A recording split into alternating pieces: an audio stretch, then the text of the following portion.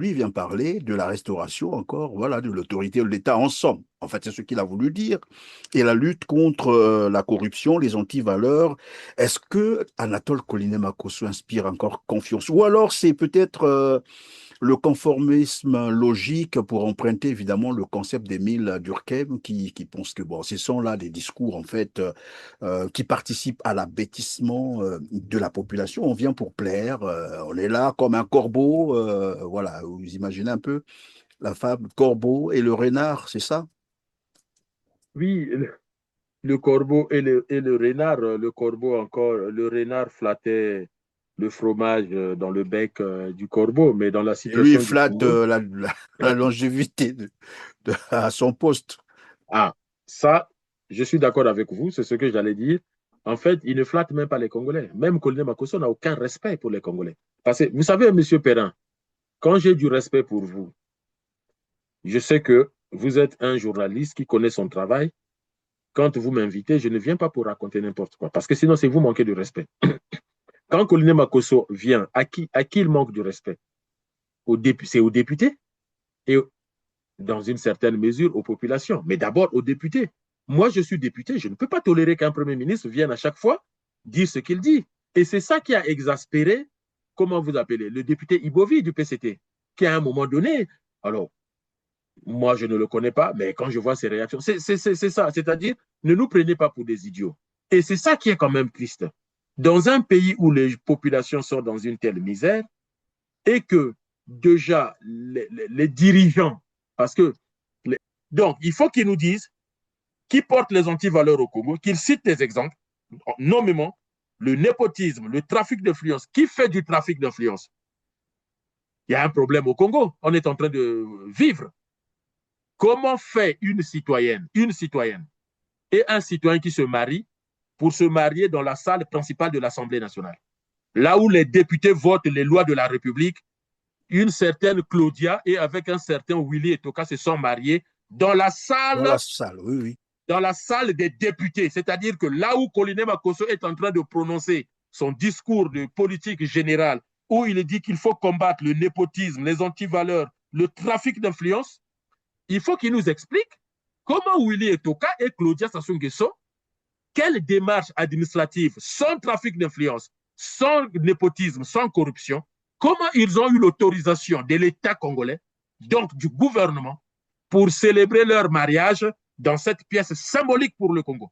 C'est-à-dire, ils ont amené là des énergies, mais pour porter encore plus malheur au Congo. Les Oui, mais ce Congolais que doivent vous êtes en savoir. train de dire en comparaison, pardon, c'est vrai que comparaison n'est pas raison. On se poserait tout de même la question de savoir. On imaginerait un jour, ben voilà, deux Américains qui voudraient se marier et sollicitent Au donc le Capitole ou à la Capitole. Maison Blanche. Ben voilà, ils vont faire le mariage dans le Capitole où siège, voilà, le Congrès américain. C'est Mais curieux, c'est non? de la folie. Mais c'est de la folie, M. Perrin. Vous savez, le palais de congrès, notre Assemblée nationale, il y a bien un restaurant. Il y a des salles, les salles pour l'événementiel. Des salles où on célèbre tout ce qui est événementiel. Pourquoi ils n'ont pas pris ces salles-là? À la limite, comment se fait-il que dans une république comme la nôtre, on va prendre carrément la salle des congrès, c'est-à-dire que la salle où l'Assemblée générale siège? Il y a un souci. Et le premier ministre de ce pays-là vient dire aux Congolais que lui, il va lutter contre les antivaleurs, mais qu'il commence à convoquer, que déjà le procureur commence à convoquer Claudia Sassou Nguesso et Willy Otoka pour leur dire, vous nous amenez tous les documents qui ont fait qu'on vous a attribué la salle des Congolais. Il faut savoir, cette salle n'appartient pas à Sassou Nguesso. C'est la salle de la population, du peuple congolais. Et comment cette salle, on a accepté? Et puis, le pire, M. Perrin, les députés écoutent Koliné Makosso. Quelques jours après ce drame symbolique pour notre pays, et personne ne lui pose la question de savoir. Alors moi, je pose la question à M. Koliné Makosso. Pouvez-vous expliquer à nous, peuple congolais, comment Claudia Sassou et Willy ont obtenu le fait de s'accaparer d'un bien national pour leur jouissance personnelle?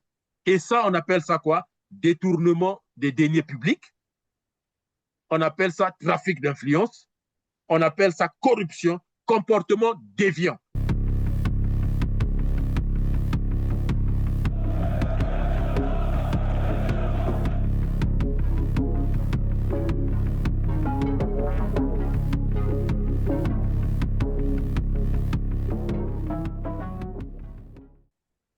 Bonjour mesdames, messieurs, ravi de vous retrouver sur RCT. Bienvenue dans ce numéro de Droit de savoir. Platon disait que la démocratie c'est la théâtrocratie, c'est-à-dire un système où le peuple se laisse davantage influencé par l'art oratoire, les émotions et le spectacle des gouvernants comme sait le faire Anatole Colinet Makosso, plutôt que la raison et la gouvernance, la bonne gouvernance pour apporter des solutions aux problèmes qui minent le pays ou au bien-être de la population. C'est donc le règne du spectacle qui se développe au Congo, un enfumage spectaculaire des mesures ou promesses qui ne sont jamais réalisées. On en parle aujourd'hui avec Didier Mouini-Volo, spécialiste des relations internationales, porte-parole du Congrès pour la Renaissance du Congo, le CRC. Bonjour Didier Mouini-Volo. Bonjour Christian Perrin et merci pour cette invitation. C'est encore un plaisir de vous avoir sur R7. Vous avez certainement suivi le discours de politique générale du Premier ministre Anatole Colinet Makosso. C'est son troisième mandat, la primature. C'était lundi 22 juin devant l'Assemblée nationale. Un programme qui se décline en 20 missions, si on peut le dire comme ça. Lorsque l'on considère que les Congolais attendent toujours les résultats concrets des 12 batailles annoncées au mandat précédent, notamment les promesses d'un système de santé et d'une éducation de qualité qui ne sont malheureusement restées que lettres mortes, tandis que les problèmes fondamentaux comme l'accès à l'eau potable et à l'électricité persistent. La situation est de plus en plus préoccupante avec des quartiers souvent privés de services essentiels pendant de longues périodes. On parle des semaines, voire des mois, sans eau ni électricité dans Brazzaville comme à Pointe-Noire. L'université et les hôpitaux sont en piteux état, affectés par les grèves à répétition depuis des décennies. De plus, les routes, il faut aussi en parler, sont dans un état de délabrement avancé, ce qui complique encore davantage la vie quotidienne des Congolais. Le gouvernement pourrait rétorquer ça, je le sais, qu'ils ont accompli des progrès et c'est ce qui ressort souvent dans leur discours, mais beaucoup reste à faire. Ça, on peut leur concéder. Le chemin que nous avons parcouru depuis 2021 est certes considérable. Nous avons sauvé le Congo du naufrage financier, restauré la crédibilité internationale et posé les fondations d'une croissance durable. Mais l'œuvre est inachevée et les fragilités persistent. Le programme de la facilité élargie de crédit nous a permis de poser les fondations solides, mais le bâtiment n'est pas encore achevé. Les réformes de la gestion des finances publiques, de la gestion de la dette, de la transparence et de la gouvernance doivent être approfondies et menées à leur terme. Avant de vous faire réagir, Didier Mouini-Volo, je vous propose de suivre ce reportage qui résume cette présentation, évidemment, du programme du gouvernement d'Anatole Colinet Makosso 3, s'il faut appeler ça comme ça. Suivez. Les antivaleurs dans le milieu administratif ne seront plus tolérées dans ce nouveau quinquennat, souligne Anatole Colinet Makosso. Le népotisme, le trafic d'influence, l'injustice, le sectarisme, la falsification et plusieurs autres comportements déviants observés dans les administrations publiques et privées sont des vices à bannir, a dit le Premier ministre à son gouvernement. Le peuple attend de l'État fermeté, respect des règles administratives, rigueur dans la gestion des deniers publics et efficacité du service rendu aux citoyens. Le gouvernement s'engage à lutter résolument contre les comportements déviants dans l'administration, notamment la corruption et les pots de vin, l'absentéisme et l'incivisme professionnel, la falsification de documents, la divulgation non autorisée d'informations, le favoritisme et le népotisme, ainsi que les détournements des fonds publics. Face à ces dérives, des mesures structurelles seront mises en œuvre par le ministère en charge de la lutte contre les antivaleurs dans l'administration. Ce lundi 22 juin 2026, le chef du gouvernement a présenté la feuille de route allant de 2026 à 2030 devant les parlementaires et toute l'équipe gouvernementale. La concrétisation de ce programme d'action du gouvernement est un impératif, précise le Premier ministre. La mission qui nous incombe est considérable et j'en mesure l'ampleur. Le présent mandat, c'est le temps des missions. Il faut bâtir, livrer, changer le quotidien des Congolais. Le gouvernement entend remédier aux problèmes d'eau, d'électricité, chômage des jeunes, amélioration de l'offre de santé et à la mise en place d'une politique d'assainissement pour les villes de Brazzaville et Pointe-Noire. Le secteur de l'énergie demeure prioritaire. Fort de son potentiel hydroélectrique, thermique et solaire, le Congo ambitionne de devenir un hub énergétique régional. Le gouvernement relancera le projet du barrage de Sunda et soutiendra avec ENI l'extension de la centrale électrique du Congo par une 4e turbine d'une capacité d'environ 270 MW.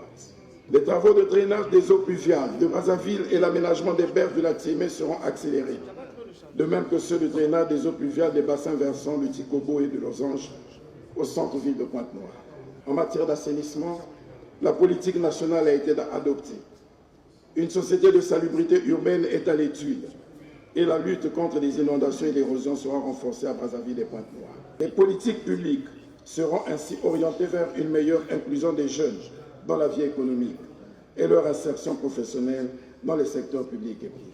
Tiré du projet de société du président de la République, Denis Sassou Nguesso, le programme d'action du gouvernement place au cœur de ses priorités l'investissement du capital humain et la culture du mérite, la transparence et l'obligation de rendre des comptes. Voilà, Anatole Koline-Makosso s'engage à concrétiser toutes les promesses ou presque que le régime PCT n'a pas réussi à honorer, même au 1 millième, en 43 ans de pouvoir. À qui s'adresse vraiment Anatole Koline-Makosso? Mais écoutez, cher Christian Perrin, je pense que c'est une question qu'il faut poser à Koline-Makosso lui-même. À qui s'adresse-t-il? J'ai suivi le discours général de Koline-Makosso. Alors, peut-être qu'un jour, on pourra suivre les interventions parce que le discours de politique générale du Premier ministre, c'est le fil conducteur de son mandat, de son quinquennat, ce qu'il va faire. Et ce discours, alors, des fois, soit c'est soumis au vote, et généralement, on donne la parole au président des groupes parlementaires. Après le discours du Premier ministre, il y a une réponse des présidents des groupes parlementaires. Alors, je ne sais pas, il y a combien de groupes parlementaires dans notre Assemblée nationale. Je sais que l'UPADS en a un. Alors, est-ce que Tatima Biala ou Jérémy Lissouba, l'un d'eux, a répondu au Premier ministre? Ça, après, ils peuvent toujours donner l'information aux Congolais. Et à la fin, soit c'est soumis au vote. Pourquoi soumission au vote? Parce que le Premier ministre va faire passer des lois. Le discours qu'il dit, ce qu'il va faire, soit il dit, bon, dans un premier temps, je viens d'arriver pendant les 2 premiers mois, les 3 premiers mois, je dirige par décret ou le président dirige avec des ordonnances, mais à un moment donné, on arrête le régime des ordonnances pour faire passer des lois, pour voir si l'Assemblée accompagne l'action du gouvernement. Donc, on fait ce qu'on appelle un vote de confiance. Si la majorité vote oui à ce discours, eh bien, le Premier ministre peut tracer sa route, peut commencer à appliquer son projet de société. Ou sinon, des fois, dans le doute, si on n'est pas sûr d'avoir la majorité parlementaire, c'est un discours qui ne sera pas soumis au vote. Mais tout au moins, il y a la prise de parole des partis politiques représentés à l'Assemblée pour dire au moins ce qu'ils pensent et quelle opposition ils vont incarner face au gouvernement. Or, Koline-Makosso nous fait un discours, vous l'avez dit, mais un discours dans lequel Koline-Makosso nous parle des antivaleurs. D'accord? Il parle de la corruption. D'accord? Il parle du trafic d'influence. En fait, si je ne prends que le PCT, si je prends le Parti congolais du travail, Denis Sassou Nguesso et des ministres comme Jean-Jacques Bouya, qui sont au gouvernement depuis 2016, depuis l'élection présidentielle de 2016, donc depuis le gouvernement Clément Mwamba, j'ai l'impression qu'on a rebobiné le film, le disque, on a rebobiné la cassette et on a fait passer l'intelligence artificielle pour donner à cette cassette la voix de Koliné Makosso. Prenez tous les discours du gouvernement, prenez tous les discours du PCT. Je vous donne un cadre temporel. Juste l'élection de 2015. Il y a une personne, ou sinon deux, qui se sont distingués en 2015. Alain Atipo Akwala. Écoutez les interventions d'Alain Atipo Akwala lorsqu'il veut expliquer pourquoi il faut changer de constitution en 2015. Il parle de la corruption. Il parle du trafic d'influence en disant que la constitution de 2002 ne nous permet pas de bien lutter contre la corruption. Mais c'est quoi ce pays où les gens vous disent que c'est des hommes politiques, des femmes politiques bien formées, depuis 2015, c'est-à-dire la transition entre l'ancienne constitution et la nouvelle, c'est-à-dire le débat qu'il y a, touche pas à ma constitution, le débat du côté du PCT, des ministres, du pouvoir, de Denis Sassou Nguesso, c'est la lutte contre la corruption, la lutte contre les antivaleurs. Mais il faut déjà que Koliné Makosso, en faisant son discours, aussi lui n'en parle pas, mais les députés du PCT, les députés de l'opposition, même, cher Christian Perrin, même vos collègues journalistes, c'est quand même triste. Tcheleka, qui fait des débats avec un politologue, qui fait des très bonnes analyses, que j'apprécie, que je suis souvent, mais qu'ils disent à Koliné Makosso, de 2016 à 2021, c'est quoi le résultat de la lutte contre la corruption? Et cette lutte contre la corruption a même été quoi, M. Perrin? Une exigence du FMI. C'est une demande du Fonds monétaire international quand le Congo sollicite le Fonds monétaire international. Et le gouvernement lui-même, déjà à cette époque, dit que le FMI demande au gouvernement de mettre en place un groupe des gens qui vont donc piloter la lutte contre la corruption. Et depuis, nous avons un haut conseil de lutte contre la corruption et contre les antivaleurs. Et plus de 10 ans, attention, on parle de 10 ans, on ne parle pas de 10 mois, on ne parle pas de 10 jours, de 10 heures, de 10 semaines, M. Perrin. 10 ans. D'ailleurs, pendant que vous êtes en train de le dire, cela me rappelle le discours de Denis Sassou Nguesso, c'était, je crois, en 2018 ou 2019, où il disait qu'il n'y aura plus jamais des menus frétins, tout passera par la NAS. Et là, on se rend compte qu'on revient sur les mêmes choses, comme vous l'avez dit. En fait, on a pris tous ces discours et on a fait la synthèse. Mais merci de rappeler ce discours. Entre ce discours et aujourd'hui, ça fait 5 ans. À l'échelle d'un travail gouvernemental, 5 ans, on peut faire un bilan. À l'échelle, donc, que Denis Sassou Nguesso vienne. Vous savez, j'ai toujours dit aux Congolais, et je suis peut-être le seul à le dire, mais ce n'est pas grave. Denis Sassou Nguesso n'a aucun respect pour les Congolais. Sachez-le, hein?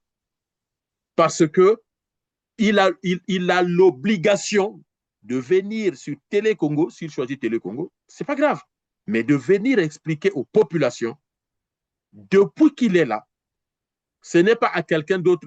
Koliné Makosso l'a dit, le moment indiqué, le président viendra rencontrer le peuple pour faire son bilan. Mais ce moment-là, c'est quand? Si un dirigeant respecte sa population, comment ça se fait que depuis 40 ans, Sassou n'est jamais venu devant la population expliquer? Quand il vient, il fait son discours et ça s'arrête là. Regardez les évidemment, pendant que vous êtes en train de le rappeler, pardon Didier de vous couper comme ça, c'est que, vous l'avez bien dit, Denis Sassou Nguesso ne respecte pas les Congolais. La preuve, c'est que lorsqu'il veut s'exprimer, alors qu'on le voit sur les plateaux des médias étrangers, lorsqu'il arrive en France, un peu partout, il est reçu sur ces plateaux-là. Des journalistes qui lui posent des questions. Mais jamais Sassou Nguesso n'est allé sur même le plateau de Télé Congo, en dehors des campagnes électorales où on vient lire les discours. Denis Sassou Nguesso ne s'est jamais prêté à une interview sur un plateau journal de Télé Congo. C'est bien curieux, non? Je vais vous dire une chose. C'est parce que les Congolais ne m'écoutent pas, et j'insiste, les Congolais doivent m'écouter quand je parle. Très sincèrement, je ne dis pas que j'ai une parole d'évangile. Non. C'est pas ça. Mais je peux être critiqué. Je suis critiquable. Mais écoutez au moins ce que je vous dis. Ça fait 20 ans que je vous dis que ce monsieur méprise les Congolais. Ça fait 20 ans. Vous parlez de Télé Congo. Je me souviens, vérifier sur les réseaux sociaux, sur YouTube, il y a eu les 100 ans ou les 80 ans, je ne sais plus, il y a eu un anniversaire de Télé Congo. Question au directeur général de Télé Congo à l'époque. Il y a quoi? Il y a quelques années. Pourquoi le président ne viendrait pas? Oui, mais parce que le président n'aime pas la ligne éditorialiste, la ligne éditoriale de Télé Congo. Je suis désolé, mais qui décide de la ligne éditoriale de Télé Congo? Le président de la République pense que les programmes de Télé Congo ne sont pas bons. Mais c'est lui qui signe les programmes de Télé Congo. Puisque Télé Congo passe son temps à montrer le visage de Sassou. Ah, Sassou à la pêche. Ah, Sassou à la ferme. Avec bonne viande ou mauvaise viande, je ne sais plus. Mais c'est lui. S'il pense que le directeur de la télé ne fait pas du bon boulot, pourquoi il ne l'explique pas? Pourquoi Sassou Nguesso ne vient pas au stade de Massamba Déba? À l'époque encore, il y avait des matchs de foot. Ah oui, mais parce que le stade ne le convient pas. Mais qui est responsable de construire le stade au Congo? C'est qui? Comment voulez-vous que le président de la République, les seuls qui le reçoivent officiellement, ce sont les Blancs? Là, il vient de recevoir Claude Leroy. Enlever Claude Leroy, remplacer un Congolais, Sassou ne va jamais le recevoir. La preuve. Didier Weli-Volo, on va revenir sur... Je termine juste là. Oui, je vous en prie. La preuve. Regardez comment il reçoit même des Européens qui sont valeur. En fait, aujourd'hui, pour un président de la République, quel est son intérêt? D'aller discuter avec Zinedine Zidane ou Benzema au Real de Madrid, ou de se préoccuper de son équipe nationale? Jamais vous avez vu Sassou parler avec les entraîneurs congolais. Mais et pourtant, Sassou connaît tous les joueurs du Real de Madrid. Mais il ne connaît aucun joueur du football congolais. Est-ce qu'on peut parler de complexe, par exemple? Mais bien sûr. Mais bien sûr, c'est un complexé par rapport à la couleur de la peau. C'est un complexé à mort. Et c'est terrible. Alors, Didier Weli-Volo, on va revenir sur... à notre histoire de Koliné Makosso. Oui. Denis Sassou Nguesso laisse Koliné Makosso, parce que ne vous trompez pas, le discours de politique générale de tous les premiers ministres dans le monde, sauf s'il y a cohabitation, sauf s'il y a conflit, le président de la République est au courant. Et comment lui laisse Koliné Makosso venir encore nous parler, j'ai noté, de quoi? De la corruption, du népotisme, du trafic d'influence, du sectarisme, de la falsification. Mais qui falsifie les choses au Congo? Ce n'est pas le Congolais lambda qui donne des passeports aux Aïroises. Ce n'est pas le Congolais lambda qui donne des passeports, les pièces d'identité du Congo aux Rwandaises. C'est bien le gouvernement, c'est bien le ministre de l'Intérieur, c'est bien la haute administration. Il parle du comportement déviant dans la fonction publique et dans les sociétés privées. Vous avez vu des Congolais avec des comportements déviants, il faut qu'ils les définissent.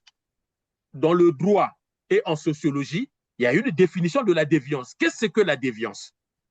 Il faut que les journalistes appellent Koliné Makosso, qu'il s'explique sur la déviance. Et quand un premier ministre parle de la falsification et du trafic d'influence, ça veut dire qu'il a des données chiffrées, des données factuelles. C'est-à-dire, il sait, M. Perrin a fait ça, M. Weli-Volo a fait ça, M. Denis Sassou Nguesso a fait ça, M. Christelle, Mme Claudia, Mme Mounari, il connaît. Sinon, le Premier ministre ne peut pas venir parler. Donc, il faut qu'il nous dise qui porte les antivaleurs au Congo, qu'il cite des exemples, nommément le népotisme, le trafic d'influence. Qui fait du trafic d'influence? Il y a un problème au Congo. On est en train de vivre. Comment fait une citoyenne et un citoyen qui se marient pour se marier dans la salle principale de l'Assemblée nationale, là où les députés votent les lois de la République? Une certaine Claudia et avec un certain Willy Etoka se sont mariés dans la salle, oui. Dans la salle des députés. C'est-à-dire que là où Koliné Makosso est en train de prononcer son discours de politique générale, où il dit qu'il faut combattre le népotisme, les antivaleurs, le trafic d'influence, il faut qu'il nous explique comment Willy Etoka et Claudia Sassou Nguesso, quelle démarche administrative, sans trafic d'influence, sans népotisme, sans corruption, comment ils ont eu l'autorisation de l'État congolais, donc du gouvernement, pour célébrer leur mariage dans cette pièce symbolique pour le Congo. C'est-à-dire, ils ont amené là des énergies, mais pour porter encore plus malheur au Congo.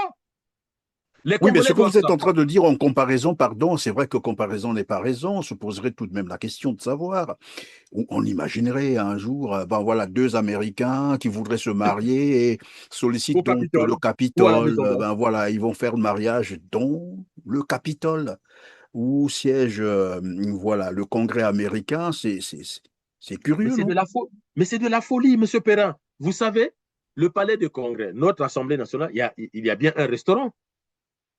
Il y a des salles, les salles pour les événements, pour l'événementiel, des salles où on célèbre tout ce qui est événementiel. Pourquoi ils n'ont pas pris ces salles-là? À la limite, comment se fait-il que dans une république comme la nôtre, on va prendre carrément la salle des congrès, c'est-à-dire que la salle où l'Assemblée générale siège? Il y a un souci. Le premier ministre de ce pays-là vient dire aux Congolais que lui, il va lutter contre les antivaleurs, mais qu'il commence à convoquer, que déjà le procureur commence à convoquer Claudia Sassou Nguesso et Willy Otoka pour leur dire, vous nous amenez tous les documents qui ont fait qu'on vous a attribué la salle des Congolais. Il faut savoir, cette salle n'appartient pas à Sassou Nguesso. C'est la salle de la population, du peuple congolais. Et comment cette salle, on a accepté? Et puis, le pire, M. Perrin, les députés écoutent Coliné Makosso. Quelques jours après ce drame symbolique pour notre pays, et personne ne lui pose la question de savoir. Alors moi, je pose la question à M. Coliné Makosso.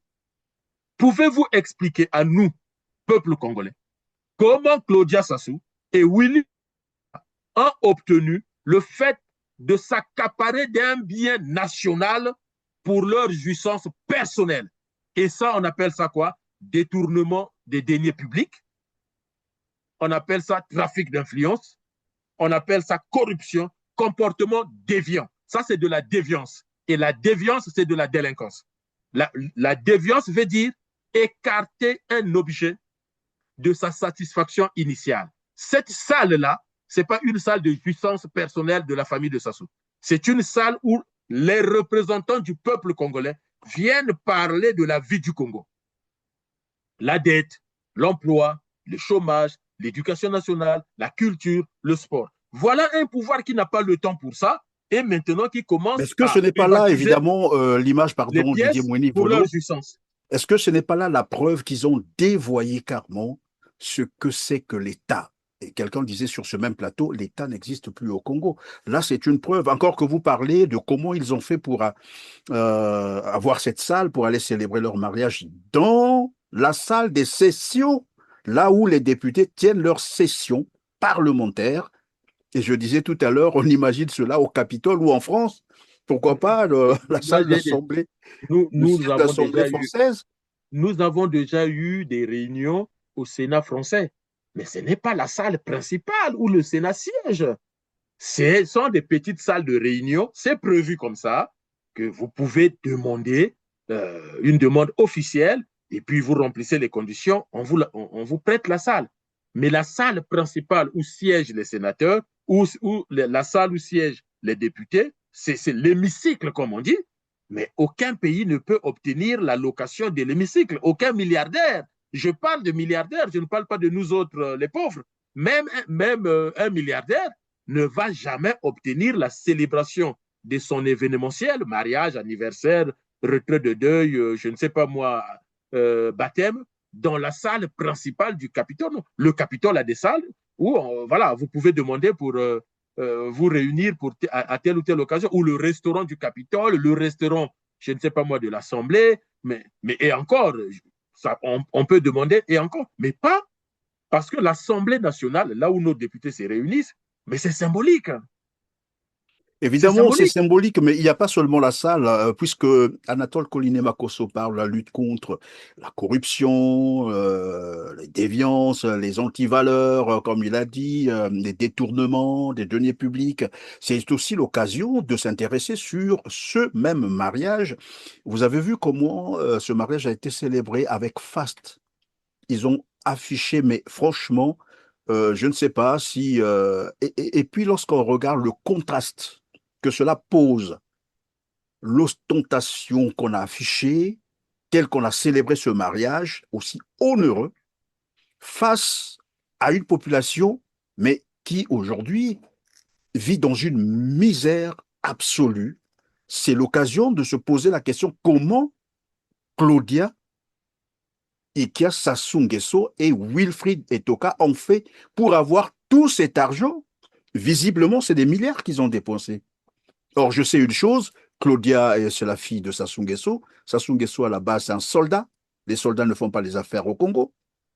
Claudia n'est pas affairiste, c'est une députée, on la connaît. Willy Etoka, pareil. Et c'est quelqu'un qui est empêtré dans des scandales de corruption, souvent cité. Claudia, pareil. Vous vous souvenez de cette affaire de la Trump Tower, là où elle est allée acheter un 7 millions département de pour sa dollars, fille. 7 millions de Voilà dollars, qu'on après vient nous avoir afficher un retiré mariage 50 comme ça. millions, Et Anatole 50 millions de Collinet trésor Makosso public. dit il va lutter contre la corruption, contre les antivaleurs. Mais c'est par là qu'il faut commencer à expliquer aux Alors, Congolais comment ils ont fait pour avoir tout cet argent. alors, il faut expliquer une chose aux Congolais, que si on en parle, parce que je vois déjà les commentaires, les jaloux, hein, on l'a souvent dit. Alors, attention, Dangote fait un mariage avec cette grandiloquence ostentatoire, ça c'est son problème. Dangote, c'était un homme d'affaires, il gagne son argent honnêtement. En Inde, par exemple, moi je regarde des fois, je tombe sur des vidéos sur YouTube, les mariages en Inde où les hommes d'affaires indiens qui ont réussi parce que l'Inde fait partie avec la Chine des pays qui créent des millionnaires, des milliardaires dans les affaires, des gens qui n'ont rien à voir avec le pouvoir. Ils font souvent des mariages très, très, très chers. Ça, c'est leur argent. Mais nous parlons de ça parce qu'il s'agit des personnalités publiques qui ont fait main basse sur les comptes publics, les comptes de l'État. Ils ne peuvent pas, et je le rappelle souvent assez, il n'y a pas de honte à avoir. Nos grands-parents, nous tous, vous, moi, vous, monsieur Perrin, moi, tous les Congolais, tous nos grands-parents, c'est-à-dire que le Congolais qui a 50 ans aujourd'hui, 60 ans aujourd'hui, son grand-père était agriculteur, chasseur, pêcheur. Ça, avant la colonisation, on n'a pas de capitalisme au Congo. Il n'y a pas l'emploi comme on l'entend aujourd'hui. Il faut réfléchir que l'emploi de type moderne, le salariat, j'ai déjà demandé aux sociologues, spécialistes de la sociologie du travail, de faire des conférences au Congo, peut-être dans toute l'Afrique, sur qu'est-ce que le salariat. Le père de Sassou n'avait aucun salaire. Quand Sassou naît, son père n'est pas salarié. Ça, il faut l'intégrer. Donc, Sassou, toute sa richesse, ce sont les caisses de l'État. Claudia, sa richesse, c'est les caisses de l'État. À ce titre, si on veut lutter contre les antivaleurs, le gouvernement de Collinet doit donc demander au procureur, au Kongakala, de convoquer le couple Willy Etoka et sa femme, Claudia, pour qu'ils viennent justifier l'origine des fonds qui ont permis ce mariage. C'est le minimum syndical. Pour vous donner en comparaison, la sœur de Claudia Sassou, dont le mari est un pasteur ivoirien, qui a cru que le procureur financier à Abidjan va croire que les véhicules sont tombés du ciel, que Dieu a fait tomber les véhicules du paradis. Mais non, le procureur l'a dit. Vous ne pouvez pas afficher une telle richesse et croire que vous ne serez pas convoqué. Les mots ne sont pas de moi, les mots sont du procureur financier à Abidjan. Et donc... Le fait pour toute personne d'acquérir, donc faites attention, de détenir et d'utiliser des biens dont cette personne, dont elle sait ou aurait dû savoir. Donc quand vous achetez un bien, ou bien vous détenez un bien, vous possédez un bien que vous saviez ou aurez dû savoir que ces biens ou fonds proviennent d'un crime ou un délit, ou de la participation à un crime ou un délit, on peut vous poursuivre pour des faits de blanchiment de capitaux. Qu'il soit autonome, parce qu'on n'a pas à rechercher l'infraction sous-jacente, ou qu'il soit accompagné d'une infraction sous-jacente, parce qu'entre-temps, on vient de découvrir que ces fonds-là sont issus, par exemple, de la cybercriminalité. Voilà. Au Kongakala, avec ses collègues, je ne sais pas si on a un procureur financier, un parquet financier. Un parquet financier, oui. Au Congo. Eh bien, s'il n'en a pas, donc c'est au Kongakala, eh bien, il faut qu'il convoque. Et il faut que, au Congo, une fois de plus, je ne me lasserai jamais de le dire, faire une enquête administrative auprès de l'Assemblée nationale pour savoir comment il faut que le président de l'Assemblée, il faut que les députés demande la mise en place d'une enquête parlementaire pour savoir comment se fait-il que des individus ont levé le nom Sassou, mettez de côté. Comment des citoyens simples ont eu accès à cette pièce? Enquête administrative, enquête parlementaire et enquête judiciaire. Puisqu'on veut lutter contre les antivaleurs. Prenons les gens au mot. Sinon, que Collinet ne vienne pas nous amuser la galerie. Et c'est l'argent de la République du Congo. Pire, à chaque musique, j'ai regardé avec beaucoup d'attention cette vie des stars politiques au Congo. Chaque musique a été jouée par le musicien qui a chanté la chanson. Combien de musiciens on a fait venir du monde entier? Et moi, j'attendais le moment où je vais voir Roga Roga. J'apprécie. Je suis furieux de voir que notre argent n'enrichit pas Roga Roga, n'enrichit pas Les Doudou nos musiciens. Kopa, les autres musiciens, Non, oui, notre voilà, argent congolais qu'on connaît. enrichit des maliennes, des musiciennes maliennes.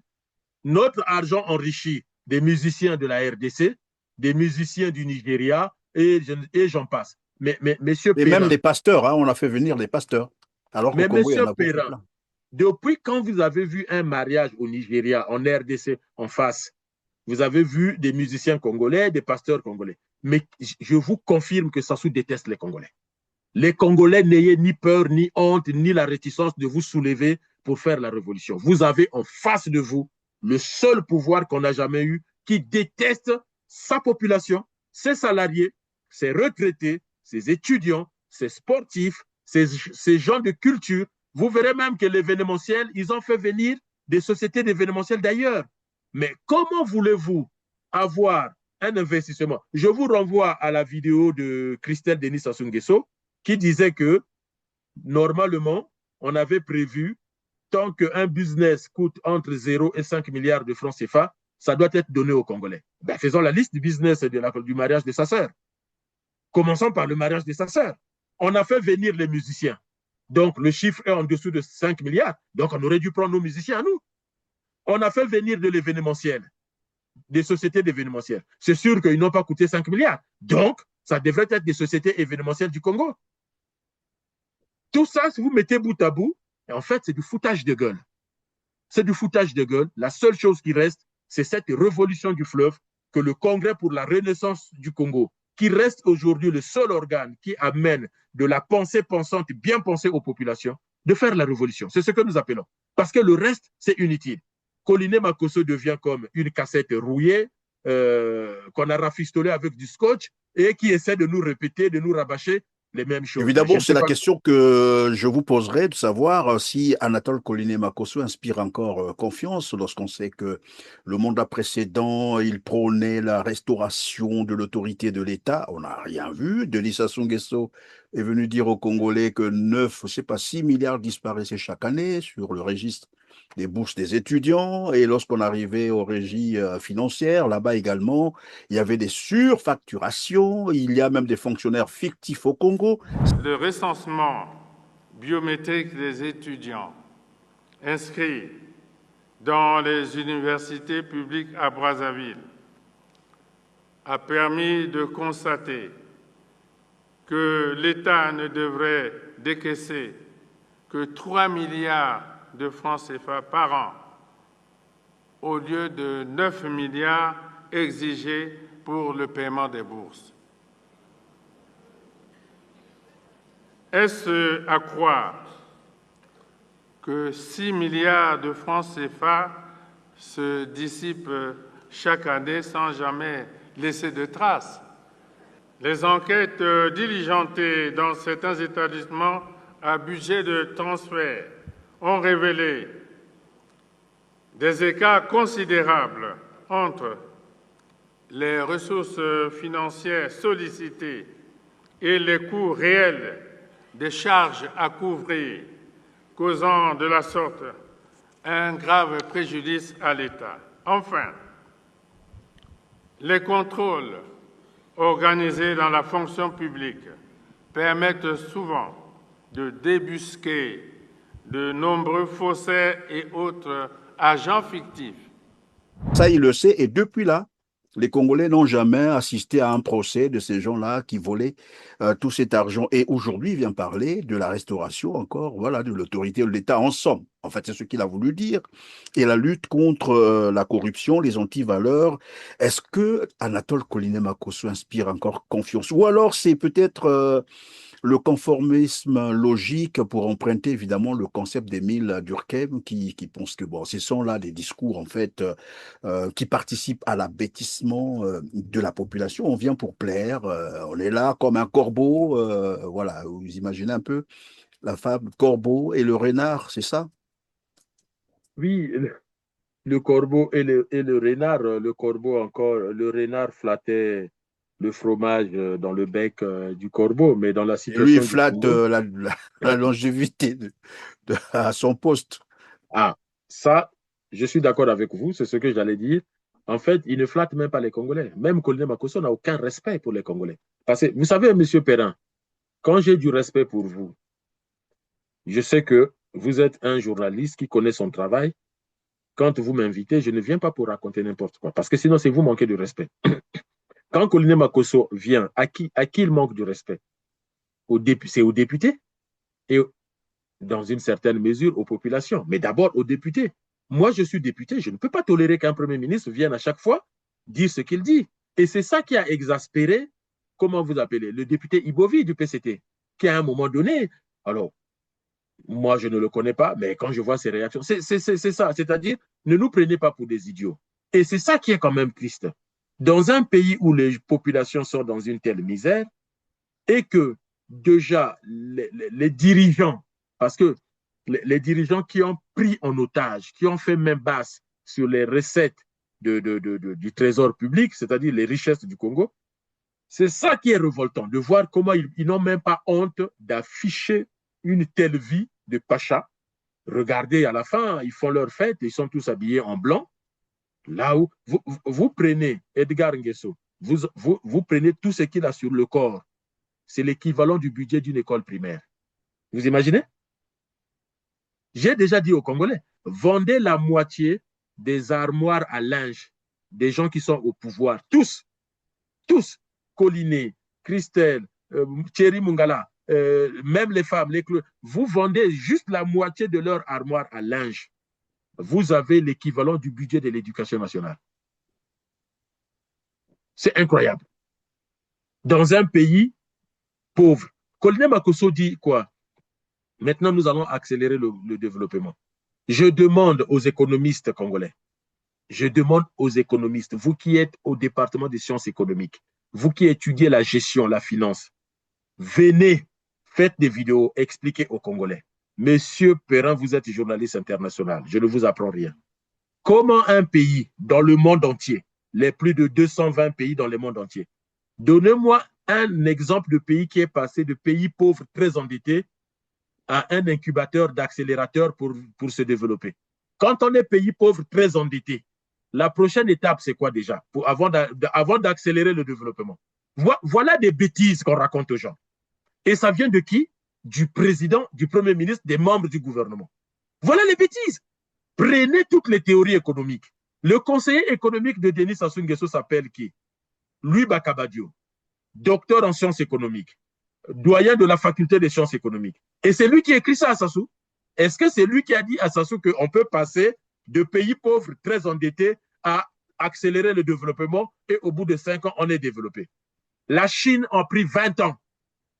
Monsieur Perrin, la Chine, pour être sur l'orbite du développement, 20 ans, sans être pays pauvre très endetté. Sans être pays. Et le Congo est le seul pays où on fait croire aux gens qu'on peut passer du statut qu'on a flatté soi-même, hein, pays pauvre très endetté, et puis on va accélérer. En fait, les Congolais vivent des discours. Les Congolais pensent que le discours du président, c'est ça qui va faire développer le pays. Mais c'est le travail, c'est la pratique et surtout la sécurisation des comptes publics. Donnez-moi un pays qui s'est développé, le pays dans lequel la famille du président se comporte comme ça. Les amis du président se comportent comme ça. Donnez-moi le pays, sans discipline, sans Et rien. nous sommes encore à l'étape où l'eau et l'électricité posent encore problème. Nous l'avons dit tout à l'heure, les salaires ne sont pas payés, les pensions, etc. Donc, on va enjamber du pays à revenus intermédiaires, en voie de développement. On passe du pied joint vers un pays qui accélère Développer vers et le qui développement, accélère et son comme vous l'avez développement. dit. Ou peut-être simplement parce qu'ils savent que, bon, en face d'eux, personne ne viendra les contredire, peut-être. C'est surtout ça, M. Perrin. La dernière fois, je disais, écoutez Bruno Itoie faire un bilan du nouveau ministère qu'il a pris là pour l'eau et l'électricité. Mais comment Bruno Itoie peut venir devant les salariés de cette boîte-là pour dire que la situation est catastrophique? Les mêmes salariés sont dans cette pièce quand les ministres précédents disaient tout va bien, nous sommes sur la bonne voie, le bilan est positif. Mais en fait, je m'interroge comment on n'a pas beaucoup de fous au Congo. Parce que ce sont les injonctions paradoxales et ça rend fou. Parce que on fait venir les salariés et on leur dit tout va bien, tout va bien, tout va bien. Et le nouveau ministre dit c'est catastrophique, il faut tout revoir, il faut tout refaire. Et écoutez Christelle Denis Sassou Nguesso. Christelle Denis Sassou Nguesso parle comme s'il était moi. C'est-à-dire que moi qui suis extérieur du pouvoir, moi qui regarde les choses de loin et j'essaie d'expliquer. Je suis désolé, monsieur. C'est vous qui êtes aux commandes. Il dit, ah oui, il ne faut pas que le discours, il avait envie de dire, il ne faut pas que le discours de papa soit comme juste un anathème, un mantra. Ah oui, accélérons le développement, accélérons la marche, il ne faut pas que ça devienne un slogan. Mais qui doit matérialiser ça? Et d'ailleurs, c'est pour ça qu'ils ont enlevé Juste Ibombo, qui n'avait pas de vision, mais qui a été incapable aussi de matérialiser la vision de Denis Sassou Nguesso. Bon, c'est normal, on l'a viré. Donc, Christelle Denis Sassou Nguesso, fils à papa, celui qui peut aller faire signer tous ces dossiers la nuit quand il mange à table, tiens papa, tiens ça, c'est ça le projet, et lui vient se plaindre que ça ne marche pas, les investisseurs ne veulent pas venir. Mais Koliné Makosso vous fait croire que, oh non, les investisseurs, mais ces gens-là, ils communiquent entre eux. Qu'est-ce qu'ils se disent en conseil Mais des c'est comme ministres? je disais, en fait, bon, Anatole Koliné Makosso a vraiment un souci. En fait, il confond la gouvernance à la rhétorique, comme on l'a dit tout à l'heure, parce que tout le monde sait, en fait, le développement, c'est quoi? C'est un peu l'énergie, c'est l'énergie. En deux mots, hein, c'est l'énergie plus matière Minimum. première. Or, dans un pays où il n'y a pas l'énergie, le courant, on en parle tous les jours, l'électricité, évidemment, pas d'eau, voilà. Les matières premières sont là, mais après, comment les transformer quand vous n'avez pas l'énergie? Et comment arriver à un développement? Et malheureusement, je sais que Anatole Collinet le sait. Il le sait très bien, mais bon, c'est devenu, c'est son comportement à lui. Comme vous l'avez dit tout à l'heure, c'est quelqu'un qui ne respecte pas les Congolais. Il faut l'écouter. Quand il parle, Bien sûr. c'est un monsieur qui parle avec des discours de défiance. Oui. Il vient comme s'il défiait tout le monde. Et vous l'avez entendu, là, il a même dit, je vais leur répondre. Il va répondre à qui? J'entends m'être posé une question. Pourquoi un État souverain comme le Congo, avec l'ensemble de ses ressources, accepte-t-il de se soumettre à une telle discipline du Fonds monétaire international? Je veux être très clair. Oui, nous nous soumettons à la discipline, mais nous ne sommes pas sous discipline. Le programme avec le Fonds monétaire international n'est pas un aveu de faiblesse. Bien au contraire. Les mesures d'ajustement structurel telles qu'elles étaient dictées par le Fonds monétaire de la Banque mondiale et qui n'ont pas donné de bons résultats. Je ne connais pas de pays qui ait obtenu de bons résultats à travers l'ajustement structurel. Monsieur Perrin, regardez deux présidents, le président gabonais et le président de la Guinée-Conakry, Doumbouya.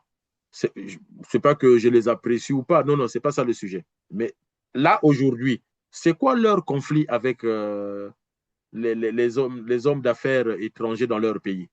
C'est qu'ils demandent que les matières premières soient transformées sur place. Je suivais encore Doumbouya il n'y a pas longtemps par rapport à l'or. Il dit, ça fait depuis les indépendances, notre pays exploite de l'or, l'or est exporté à l'état brut. Et avant, nous avions des réserves d'or qui n'existent plus. qui n'existe plus. Et il dit, mais non, moi, je ne veux plus que l'or sorte comme ça. Il faut que ça soit transformé sur place pour créer de l'emploi. Il faut que les Guinéens puissent m'en bénéficier. Je ne sais pas s'il le fera, mais c'est déjà ça, en fait. C'est ce que nous demandons, c'est ce que j'ai toujours dit. Toutes nos richesses, aujourd'hui, tous les pays ont compris, il faut la transformation sur place. Je disais sur votre chaîne il y a quelques années que au Gabon, dès lors que ça avait commencé avec Bongo Fils, on a supprimé, le Gabon transforme 75 à 80% du bois sur place. Et j'ai suivi des témoignages des Gabonais qui disaient une table qui coûtait 100 000 coûte maintenant 25 000 francs CFA. Donc, on baisse les prix puisque c'est transformé sur place. Il n'y a plus le prix de l'exportation, transformation en Chine, importation au Gabon. Ça, on a cassé. Et donc, c'est transformé sur place, ce qui fait que les prix ont été divisés par 4. Et surtout, et en plus, ça crée de l'emploi. Moi, j'ai suivi les menuisiers qui ont dit, on a maintenant une forte demande, j'ai pu recruter 2, 3, 4 personnes. C'est ça qu'on appelle avoir une politique de l'emploi, une politique d'investissement national. Créez vos propres acteurs nationaux. Mais Koliné Makosso qui dit la corruption, le trafic d'influence. Monsieur Koliné Makosso, autre question. La loi au Congo est claire, le commerce de détail, c'est pour les Congolais. Pouvez-vous nous expliquer comment ce commerce est entre les mains des Libanais et des Ouest-Africains? Même les boulangeries sont entre les mains des étrangers. L'armée congolaise est ravitaillée en nourriture et en pain par les étrangers, alors que c'est le commerce des détails, donc les Congolais. Et en plus, Christelle a dit moins de 5 milliards que les Congolais. Donc, expliquez-nous, est-ce que les boutiques de ces Ouest-Africains, c'est au-delà de 5 milliards? Est-ce que les boulangeries ont les budgets de plus de 5 milliards? Donc, soyons cohérents. Ne prenez pas les Congolais pour des imbéciles ou pour des idiots. Vous n'êtes pas. Et c'est par là que tout devait commencer, Didier Monibolo. Voilà, en fait, Anatole Koliné Makosso a vraiment du travail. Hein, voilà, il peut commencer par là, à nettoyer d'abord ce fichier-là, surtout les petits commerces qui sont entre les mains des étrangers. Rien contre les étrangers. Il ne faut pas que ça soit mal interprété. On parle ici de la loi et la loi doit être respectée. Voilà. Non, c'est un état de droit, Monsieur Perrin. Un état de droit se définit par la capacité du gouvernement à faire respecter sur son territoire d'habilitation, 342 000 km², ses propres lois. Le Congo n'est pas un état de droit sur le plan juridique et administratif, dès lors que l'État congolais lui-même n'arrive pas à faire respecter ses lois par les gens qui viennent chez vous. Ce n'est pas moi qui ai fait voter cette loi. La loi existe, le commerce de détail, c'est pour les étrangers. Alors, comment se fait-il que les Chinois vendent les beignets dans les rues de Brazzaville? Didier Monibolo, on va progresser, on va avancer parce que l'heure aussi nous tient. Nous allons passer donc cette fois-ci au volet Jean-Dominique Okemba.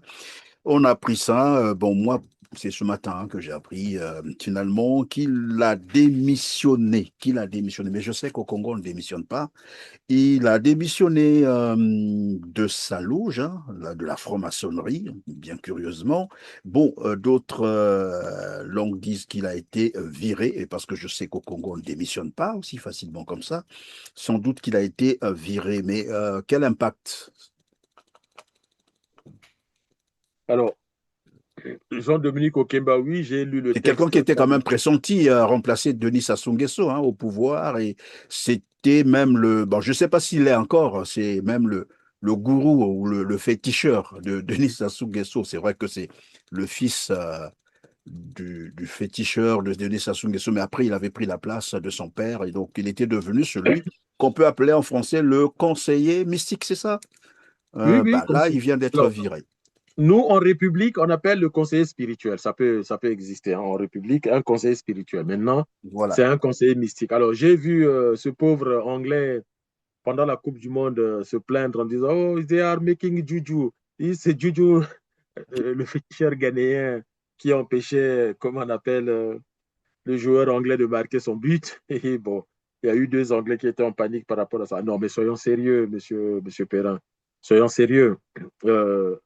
La franc-maçonnerie a une histoire passée glorieuse où les francs-maçons ont aidé l'Europe en général et puis le continent américain à se construire. Mais ça, c'est l'histoire de l'Occident. Ça, c'est l'histoire de l'Occident.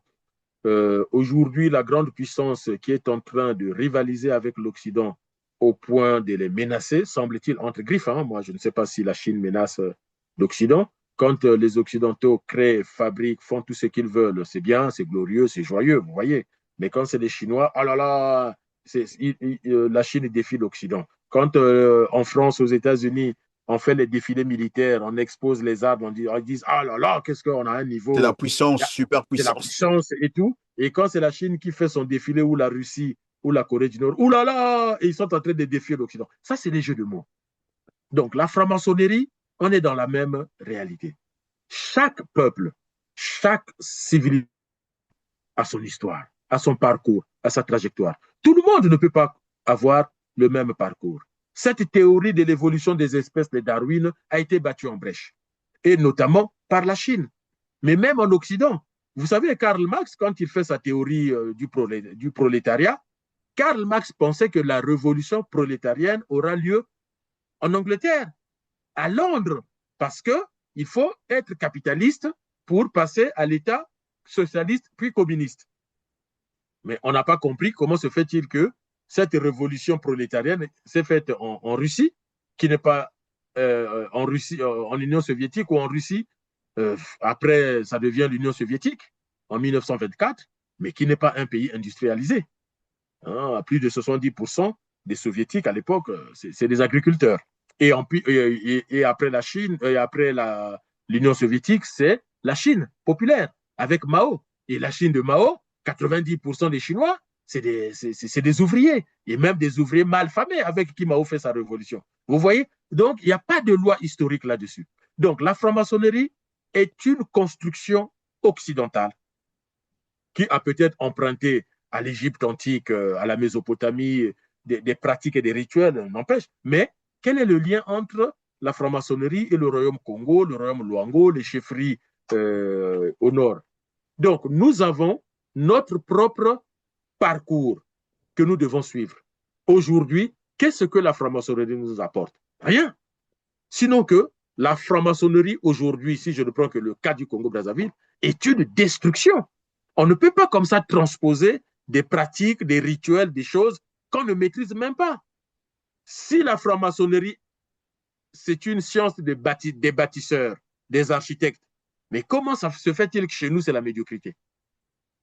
Regardez ce qu'on appelle les francs-maçons. Les pères bâtisseurs chez nous, c'est des pères destructeurs. Des mères bâtisseuses, je ne sais pas comment faut-il les appeler, c'est plutôt des mères gigones qui mangent leurs propres enfants.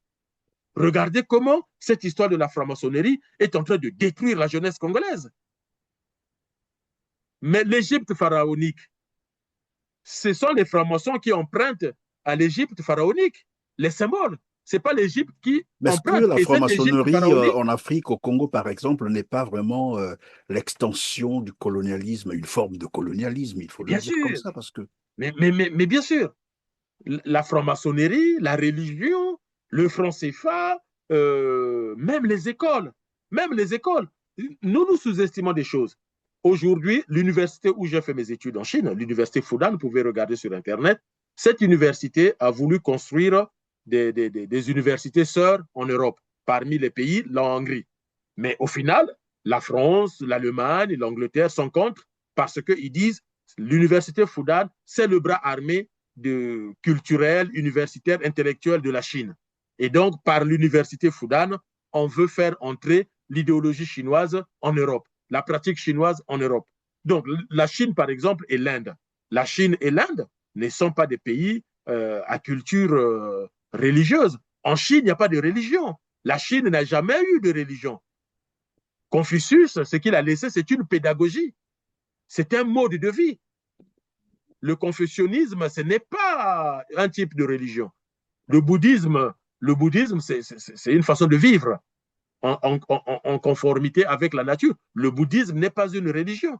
Les trois religions monothéistes, c'est l'islam, le judaïsme et la chrétienté et le christianisme. Et vous voyez ce que les trois religions nous donnent comme résultat au Proche et au Moyen-Orient. Donc, il y a des pays qui se sont développés en dehors des canaux occidentaux et nous avons peut-être aujourd'hui, avec la remise en question du système international, par ce qui se passe entre la Russie et l'Ukraine, par ce qui se passe entre Israéliens, Gaza, Iran, et par l'affaiblissement international des États-Unis, ne vous trompez pas, ne vous trompez pas.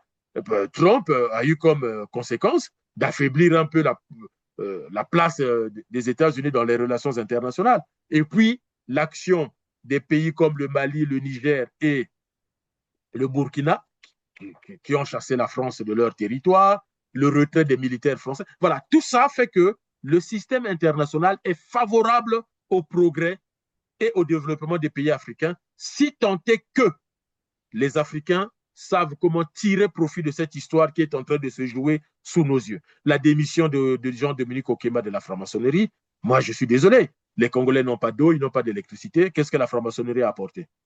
Les Congolais meurent de faim, il n'y a pas de médicaments, c'est la misère totale. Qu'est-ce que la franc-maçonnerie? Quand vous marchez dans les rues de Brazzaville, de Kakamoueka, de Wesso, qu'est-ce qui vous rappelle que dans ce pays, le président est membre de la franc-maçonnerie? Rien. Qu'est-ce qui vous rappelle que Dominique Okemba a été dans la franc-maçonnerie? Et d'ailleurs, moi j'ai vu des maîtres des loges maçonniques en Europe se moquer des Africains avec leur goût du mystique, des gris-gris, ils se moquaient. Et ils rappelaient que la franc-maçonnerie, c'est d'abord une école de philosophie, une école de respect de l'humain.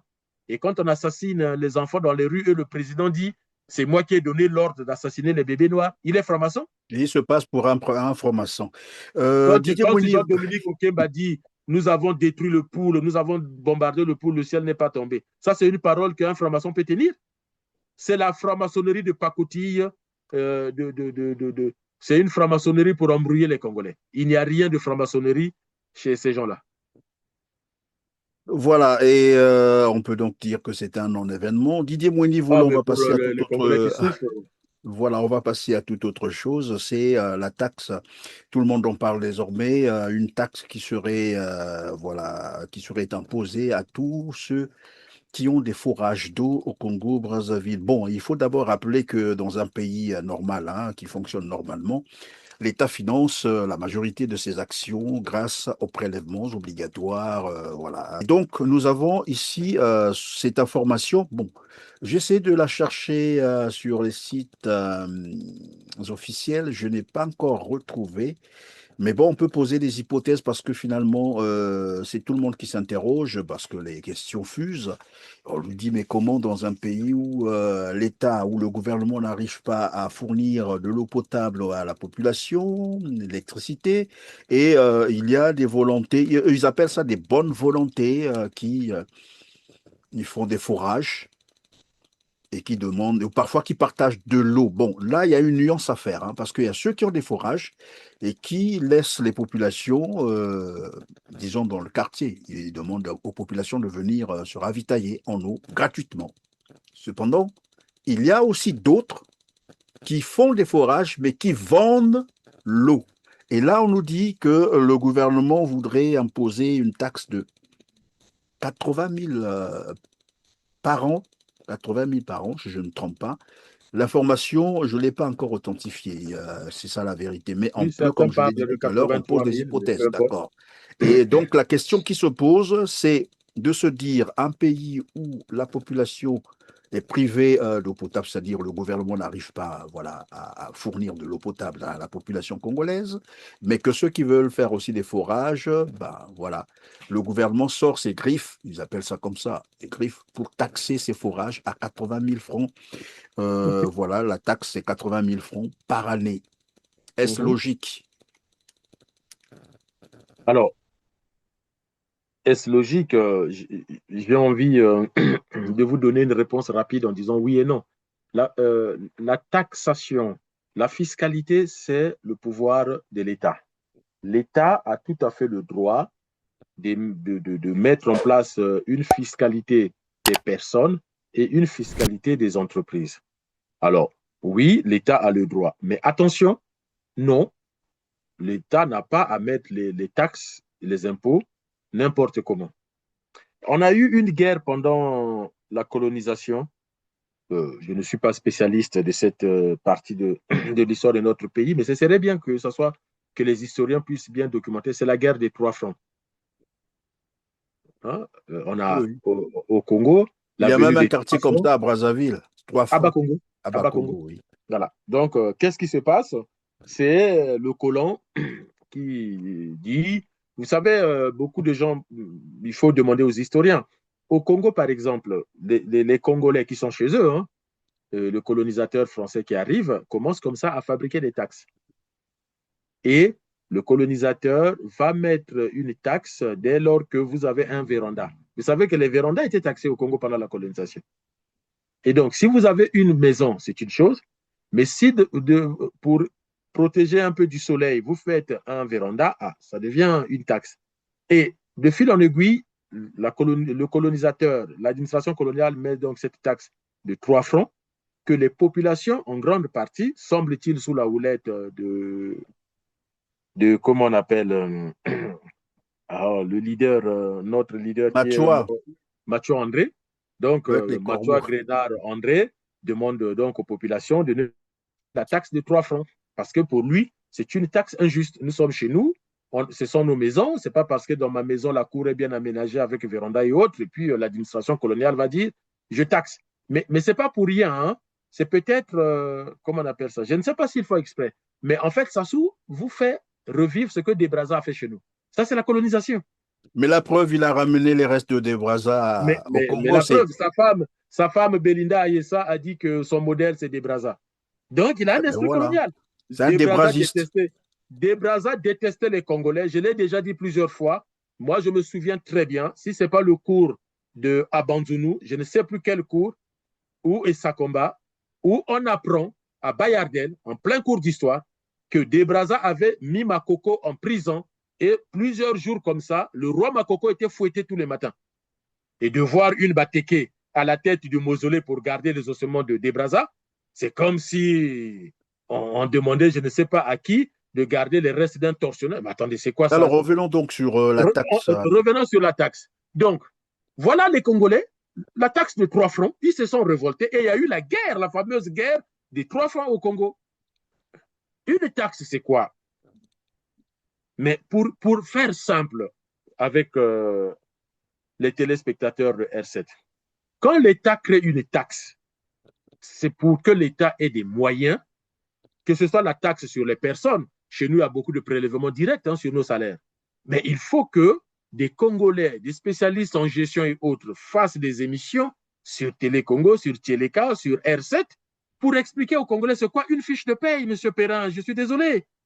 Prenez un spécialiste de paye, RH, ressources humaines spécialiste de paye. Il vient expliquer en prenant, on enlève le nom pour garder l'anonymat de Congolais ou Congolaises, qu'ils donnent leur fiche de paye et la personne va décortiquer ligne par ligne de la fiche de paye. Et vous verrez tout ce que l'État prélève déjà sur les salaires. Il y a déjà des prélèvements automatiques. Et quelqu'un qui a son business, qu'il enlève l'entête. Et vous verrez qu'il y a aussi la fiscalité des entreprises, où l'État fait payer les charges sociales et les charges fiscales aux entreprises. Et c'est ça qui fait la richesse. Mais pourquoi? C'est pour financer l'éducation nationale, pour financer notre politique sportive, notre football, pour financer notre monde, La santé la culture, publique, la tout ça, santé voilà. publique, construire nos infrastructures. Et quand vous êtes informatisé, vous connaissez toute la population et leurs ressources, leurs revenus, leurs charges, vous connaissez toutes les entreprises chez vous, vous pouvez faire des projections en disant en 2026, nous aurons tant, 2025, et ça, les investisseurs adorent ça. Ils voient donc la force de l'État à prélever les taxes et les impôts, à avoir les ressources de l'État puissantes pour investir. Nous sommes dans une médiocrité où on va créer cette taxe-là, ça va finir par les poches des gens. Je vous donne un exemple factuel, les faits. Audition de Zéphirin Boulou à l'Assemblée nationale. Zéphirin Boulou, ministre de l'Intérieur, il dit quoi? Lorsque mes services ont donné des passeports, ont donc récolté l'argent, puisque le passeport, le carnet est vendu, mais en fait c'est une taxe. Le carnet est vendu, le timbre, dans le passeport il y a un timbre. Le timbre est vendu. Cet argent collecté, quand on le verse au trésor, quand on n'a plus les carnets et qu'on fait la commande, le trésor n'a pas d'argent pour payer. Mais où est passé cet argent? C'est pas moi Il y qui a le dis. aussi le ministre, je crois, Thierry Mongala, en ce temps-là, il était J'allais ministre en de la venir. Communication, qui Thierry parlait Mongala de dit on l'arabe. met une taxe audiovisuelle prélevée sur la facture d'électricité. 20 ans après, il n'a 20 ans jamais après. 20 ans, c'est Thierry Mongala qui le dit. Je vous avoue ma peine, ma consternation et, comment dirais-je, ma détresse. Voilà. Alors, pourquoi j'emploie des termes aussi forts?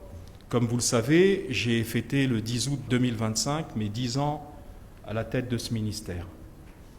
Quand j'ai pris mes fonctions, au moment de la passation de service, le ministre Bienvenu Okiemi, parmi les éléments transmis, m'avait transmis la problématique de la redevance audiovisuelle, m'expliquant les difficultés qu'il y avait à cette époque, 12 ans après la mise en place de la redevance, l'impossibilité à ce moment-là, depuis 12 ans, d'obtenir le versement de la redevance audiovisuelle conformément au décret de 2003 qui lui-même reprenait les dispositions de la loi de finances de 2001.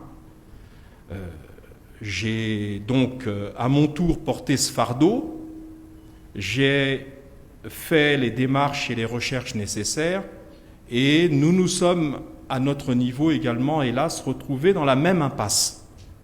Et ce n'est pas faute, Madame la ministre ici présente peut en témoigner, depuis le gouvernement du Premier ministre Clément Mwamba, paix à son âme, nous avions des interrogations sur comment sortir la redevance audiovisuelle des griffes dans lesquelles elle semblait avoir été emprisonnée.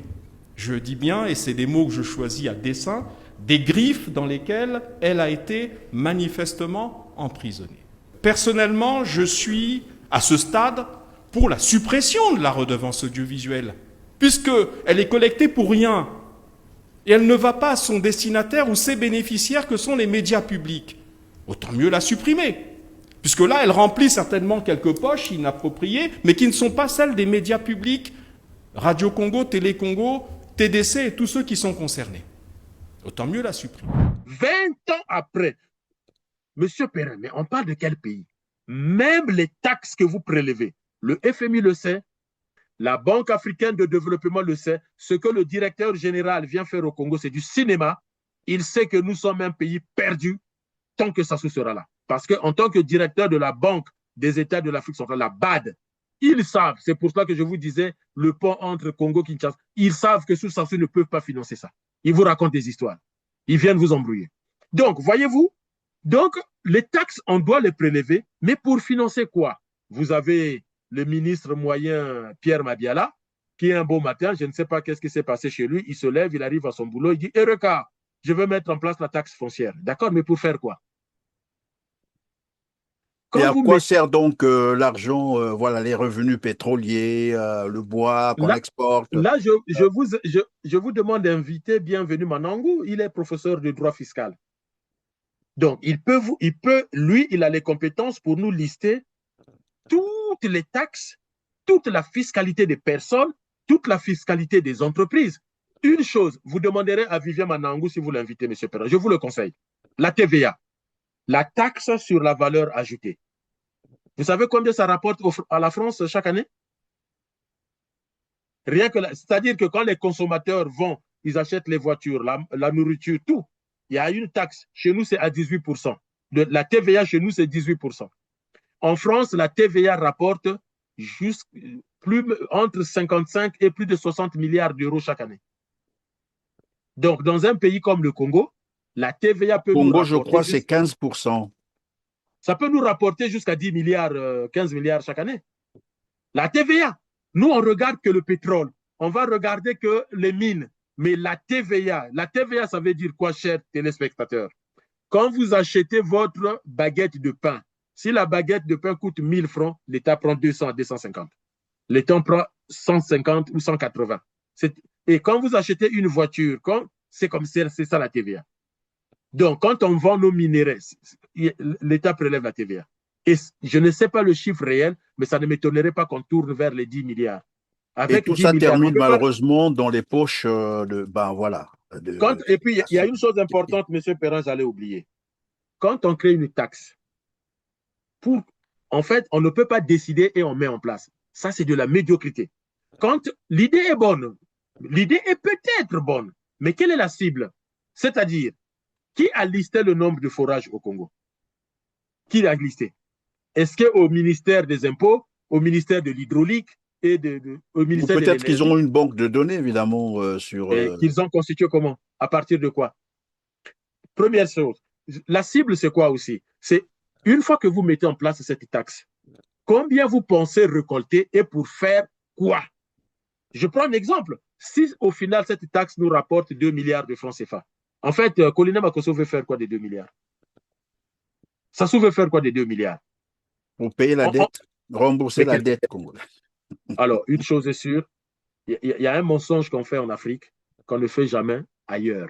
Et ça, c'est dommage que même nos profs de sciences économiques, de finances internationales ou de finances ne viennent pas expliquer aux populations. Qui vous dit que les dettes sont à payer? Qui vous dit que parce que vous êtes endetté, vous ne pouvez pas financer votre développement? Les États-Unis sont très endettés, le Japon est très endetté, la France est très endettée et l'Allemagne commence à s'endetter. Oui, mais le paradoxe, c'est qu'au Congo, la dette étrangle carrément le fonctionnement de l'État. Mais ce n'est pas la dette qui étrangle le fonctionnement de l'État. Moi, je veux bien que le directeur de la Banque africaine de développement vienne débattre, qu'il vienne me convaincre. Si la dette étrangle le fonctionnement de l'État, pourquoi ce n'est pas le cas en France? Non, mais je le dis simplement parce que c'est l'argument que donne Anatole Koliné Makosso pour dire on ne paye pas les salaires, on ne paye pas les bourses, il n'y a pas l'eau, il n'y a pas l'électricité. C'est parce que nous sommes en train de payer la dette, voilà. Mais c'est faux, mais c'est faux. Personne ne vous oblige. Monsieur Perrin, je vous donne un exemple et vous allez comprendre. L'État, c'est le niveau macroscopique. Au niveau microscopique, c'est vous et moi, avec nos familles. Vous me devez 150 000. Mais vos enfants ont faim, votre femme est malade. Quelle est votre priorité? Nourrir vos enfants, soigner votre femme ou me rendre mon argent? C'est soigner d'abord les enfants. Mais puisque ce n'est pas moi qui dis la définition, nous sommes des agents rationnels. Hein, c'est comme ça que nous définissons l'économie. Hein, les citoyens sont des agents rationnels. Les entreprises sont des agents rationnels. Donc, ils ne font pas n'importe quoi. En fait, qu'est-ce qui se passe avec la dette? Nous, notre problème, ce n'est pas tant la dette. Parce que s'il s'agit que de la dette, on règle le problème. Mais notre problème prioritaire, c'est la pagaille de notre système fiscal et de nos finances publiques. Point. Tout pays, et je vais encore me répéter, les Congolais ne m'écoutent pas, les Africains ne m'écoutent pas. Je le disais déjà, j'étais étudiant en politique internationale aux amis africains avec lesquels nous étions en Chine, à Fudan. Je leur ai dit, je viens de découvrir que tout pays qui joue avec sa fiscalité, qui joue avec sa comptabilité publique, peu importe le niveau de... Même si l'Issouba a payé 75% de la dette congolaise, quand Sassou prend le pouvoir, notre niveau de dette est à 20 ou 30%. Pourquoi il n'a pas développé le pays?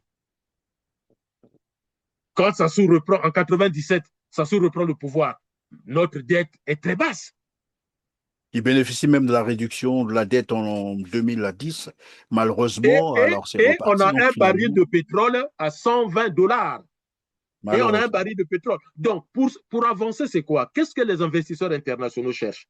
Le sérieux du gouvernement, de l'État, pas de corruption ou peu de corruption, la sécurisation des comptes publics, c'est-à-dire vos taxes et vos impôts arrivent au trésor public et ça ne sort pas sans une raison valable. Mais quand vous avez les enfants du président qui vont se servir dans les caisses de l'État comme ils veulent, les amis du président, quand vous avez le palais de congrès, ça devient la fiesta, la bamboula. Oui, quand vous avez surtout le trésor public qui est désormais gardé par Sassou Nguesso, ça c'est un problème. Mais vous pensez que les investisseurs étrangers, c'est des idiots? On leur pose la question. Quand ils disent, Brazzaville, c'est la capitale, oui. Pointe-Noire, c'est la deuxième ville, oui. Dolezi, c'est la troisième ville, oui. Ouesso, c'est une grande ville, oui. Mais où se trouve votre banque centrale? À Oyo. Ils ne comprennent rien. Ils ne comprennent rien. Alors, Didier Wedivolo, conclusion sur la taxe de 80 000, des forages. Hein. Les Congolais doivent la refuser. Les Congolais doivent la refuser parce que ce n'est pas le gouvernement qui crée des taxes une fois de plus. Mais c'est quoi ce pays? Les taxes sont créées par l'Assemblée. La taxe, c'est la loi fiscale. C'est une loi. Ce n'est pas le président. Le président, ce n'est pas la loi fiscale. Le président, c'est le président. Donc, si le président veut, ils doivent faire donc projet de loi, création d'une fiscalité pour les forages. Et l'Assemblée vote et ça suit son train. Mais c'est comme Pierre Mabiala. Il dit, je vais mettre en place une taxe foncière. Il n'a pas tort. La taxe foncière, ça existe presque dans tous les pays, mais ça veut dire qu'on va financer quoi? Mais on va financer les lieux où la taxe est prélevée. La taxe foncière ne va pas dans la caisse de l'État. La taxe foncière va dans la caisse de la Mais ou collectivité peut-être locale. politiquement parlant, pardon Didier Mouinivolo, parce que bon voilà, la question m'a été posée. Ils se disent, mais est-ce que ce n'est pas une manière pour le gouvernement d'empêcher évidemment les Congolais d'avoir les forages, puisqu'il y en a de plus en plus. Je vous disais, c'est aussi dû à ce que le gouvernement n'a pas pu ou n'arrive pas à donner de l'eau aux Congolais, mais puisqu'il faut empêcher les Congolais de vivre, ben, on essaie un peu de mettre voilà, tous les Les mécanismes bâtons dans les nécessaires roues. pour asphyxier les Congolais à tous les niveaux, parce que sinon, c'est la question qui a été posée. Comment expliquer qu'un pays où on n'arrive pas à donner de l'eau à la population et qu'il y ait des bonnes volontés qui essaient de le faire avec des forages, on vient les coincer avec les taxes. Est-ce que ce n'est pas non plus une politique, là, je veux une interprétation politique, est-ce que ce n'est pas une stratégie, bien sûr, pour maintenir la population dans une situation où elle n'aurait pas l'eau? Voilà. Mais ça, moi, je penserais plus les deux. C'est-à-dire que d'un côté, s'ils sont haineux à ce point, s'ils détestent les Congolais à ce point, oui, c'est de les embêter pour qu'ils ne puissent pas avoir de l'eau. Mais moi, je pencherais plus pour... en fait, ces gens-là n'ont aucune éducation, ils n'ont aucune culture, ils n'ont pas de civilisation. C'est des gens qui vivent, excusez-moi d'être assez agressif intellectuellement, c'est des gens qui vivent à l'état sauvage.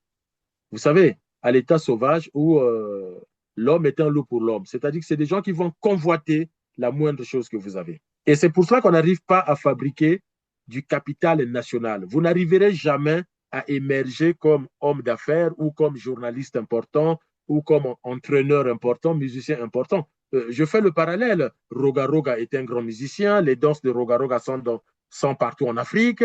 Et on fait venir les musiciens étrangers, même pour les fêtes nationales. Pas que pour les mariages. On pourra dire que les mariages, bon, pourquoi pas, mais même pour les fêtes nationales. Roga Roga n'est pas valorisé, mais il est valorisé à l'étranger. Vous voyez, nous, on a connu des grands musiciens, même dans les années 80. Je ne sais pas s'il y a Pamelo Mouka dans leur fameux musée. Je n'ai pas vu la photo de Pamelo Mouka. Mais allez partout en Afrique. Je ne parle que de l'Afrique. Allez partout. Dites seulement, vous venez d'où? Oh non, je viens de l'argent, appelle l'argent. Ah, vous êtes Congolais. Moi, j'arrive en Chine, mais tous les Africains connaissent cette chanson. L'argent appelle l'argent. Bongo, kobenga bongo. Vous voyez, Pamelo Mouka, j'étais étonné de voir nos cousins de l'Afrique de l'Ouest. Et moi, je mettais la musique de Pamelo Mouka tout de suite. Malien, comment on appelle ça, guinéen, nigérien, burkinabé. Ils étaient contents. Sauf ce pouvoir-là. Donc, avec les forages, en fait, ils veulent prendre l'argent partout où ils veulent prendre l'argent. En fait, ce pouvoir a un problème avec l'argent et avec le sexe. C'est-à-dire qu'ils sont arrivés, s'est accaparé du pouvoir parce que ce qui l'intéresse, c'est l'argent et le sexe. Vous enlevez l'argent, vous enlevez le sexe, il va même demander à Dieu de le retirer de cette La jouissance, comme qui dirait, voilà, on va terminer. C'est tout ce qui le caractérise. Regardez même ce mariage. Il a envie de danser avec des femmes qui refusent de danser avec lui. Mais c'est des femmes mariées, elles sont venues pour chanter. Vous faites allusion à la diva malienne, on a vu l'image, comment ça s'est passé. Vraiment, c'est normal. Oui, mais cette femme-là, il ne la connaît pas, il ne connaît pas son éducation. C'est une femme qui a des principes, qui a de la valeur et qui vous dit, aussi président que vous pouvez être, j'ai des principes non négociables. Et félicitations à elle. Dans la vie, il faut avoir des principes non négociables. Et puis, cette vidéo sera vue au Mali. Elle ne connaît pas la notoriété de cette femme-là au Mali. Elle ne sait pas quelle va être la réaction. Et puis, les Ouest-Africains, leurs danses, c'est des danses qui ne sont pas des rumbas. Les Ouest-Africains ne dansent pas de la rumba. Leurs danses, c'est toujours des danses individuelles. Les femmes ne dansent pas avec les hommes se tenant la main collée. dans leur En culture, sorte, on ne tient pas. Denis Sassou Nguesso n'a pas été conseillé, en fait, pour Et savoir il n'est pas un homme qu'attention, de culture. là, il ne Il faut n'est pas pas aller un homme parce de que... culture. Et il faut qu'il comprenne que ce n'est pas parce que. Non. Non.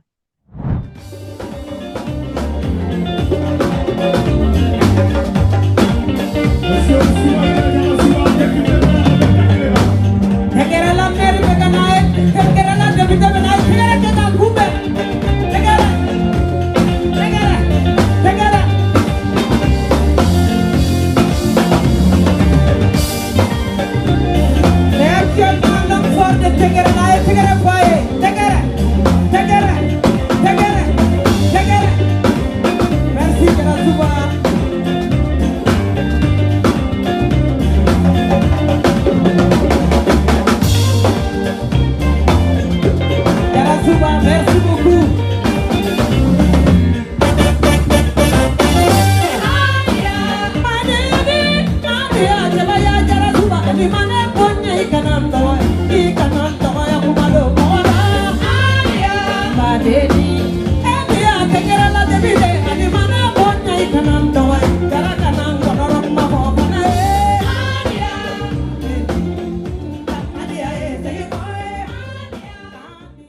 Voilà, on va terminer, Didier Wedi Volo. L'heure est arrivée à la fin, malheureusement. Alors, donc, je vous laisse conclure sur...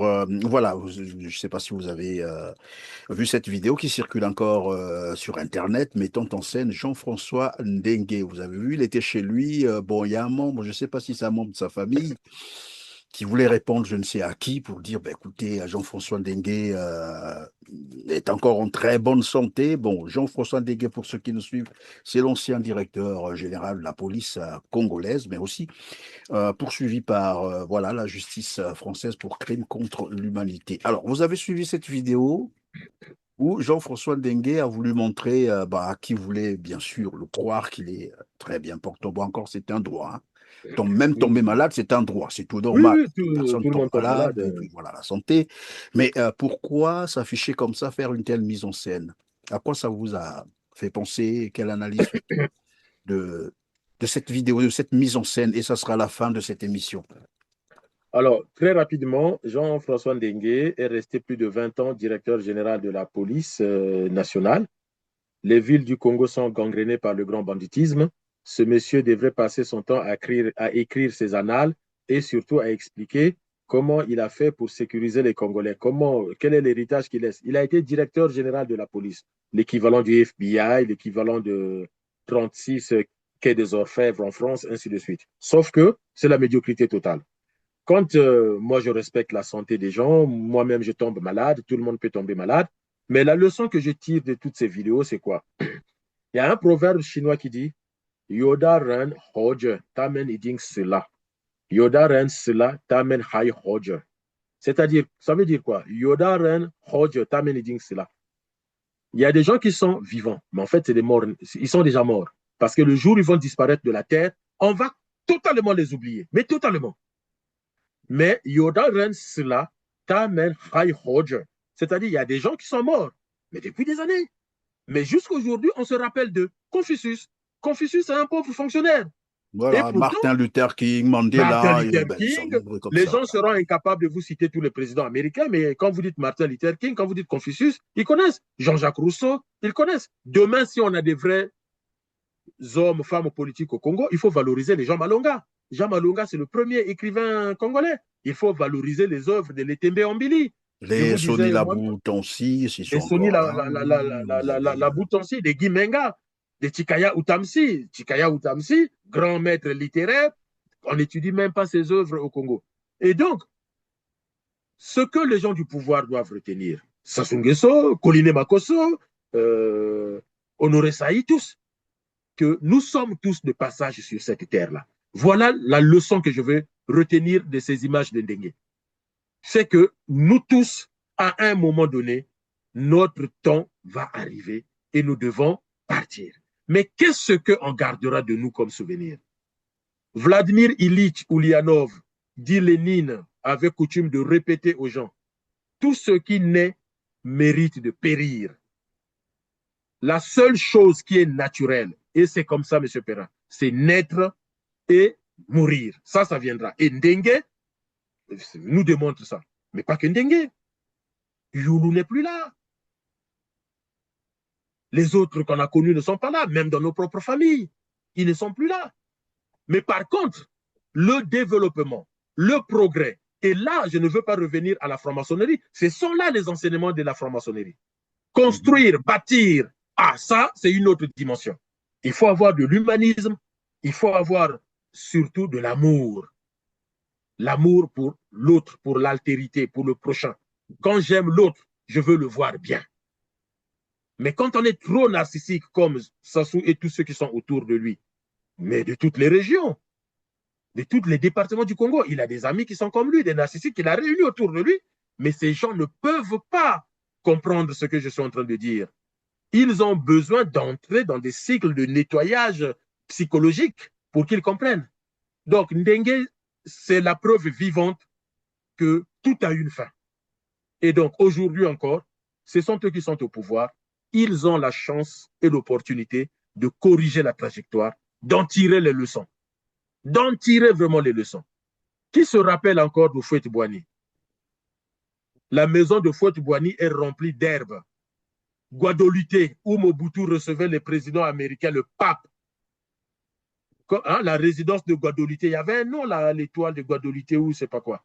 Maintenant, si vous voulez faire la chasse au Nchibichi, au gibier, mais allez dans la résidence, dans le domaine de Mobutu. Moi, j'ai vu des Congolais de la RDC. Il y a un journaliste congolais de la RDC qui a mis un film, mais qui est très, très, très bien fait, où il va là-bas, il voit comment celui qui veut avoir un petit carré de marbre chez lui, il va avec ses moyens, il détache un mur de marbre, il vient mettre chez lui. Guadeloupe, les chambres où le pape dormait, les chambres où le président américain dormait, c'est devenu des jeux où on va mettre des pièges pour capturer des rats. Didier Wellivolo, j'espère que voilà, si oui. ça ne donne pas de leçon à ces gens-là, mais plus proche d'eux, c'est Ali Bongo. Regardez comment les Occidentaux sont en train de geler les comptes d'Ali Bongo. Toute la famille de Sassou, si vous m'écoutez, sachez-le, vous le savez. À peine vous êtes tombé ou à peine Dieu vous appelle, il bloque vos comptes, tout ça c'est perdu. Le fils Obiangema, regardez, la justice française a récupéré tous les biens de fils Obiangema en France. Monsieur Perrin, je termine par là. Jusqu'où nous devons faire la démonstration pour que ces gens-là comprennent? Jusqu'où? Mais est-ce qu'ils ont les mêmes cerveaux que nous? C'est là le vrai problème. Je ne sais pas, mais bon. Il y a de quoi s'interroger. Bien entendu. Vraiment, il y a de quoi s'interroger. Quel est le plaisir d'avoir des maisons partout dans le monde dans lesquelles vous ne dormez pas? Que vous ayez une maison en France, c'est une chose. Mais pourquoi avoir une maison en Espagne, au Portugal? Vous n'y allez même pas. Mais là encore, on va à l'étranger, on parle des maisons qu'ils ont à l'étranger, mais même au Congo, ça soit des palais dans tous les départements où il y va. Mais ça veut dire quoi? Ouais. Ils ont des voitures qui coûtent 100 000 euros. Pour rouler sur quelle route? Des voitures dans lesquelles ils ne roulent pas. Voilà. Le fils Obiangema en a récupéré 8 véhicules. Mais combien de fois il vient en France? Combien de fois? Mais pourquoi ne pas prendre ne serait-ce que même une suite royale qui vous coûte 1 000 euros par nuit, puisque vous y restez moins d'une semaine? Ça coûtera 7 000 euros. Mais là, ils payent les charges. Ils payent la fameuse taxe foncière. Ils sont fiscalisés là-dessus.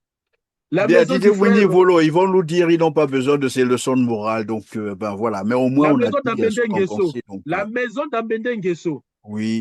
Au Vésiné, le P. Sassou dormait là-bas. Un juge lui a fait remarquer, vous ne pouvez pas dormir, le propriétaire doit 8 millions d'euros de taxes foncières au fisc. 8 millions d'euros. Le petit château du Vésiné, le P. 8 millions d'euros de taxes foncières. Le peuple congolais, sachez-le, les biens qu'ils ont en Europe, en Amérique et tout, ça leur coûte cher alors qu'ils n'y vivent même pas. C'est ça qui est choquant.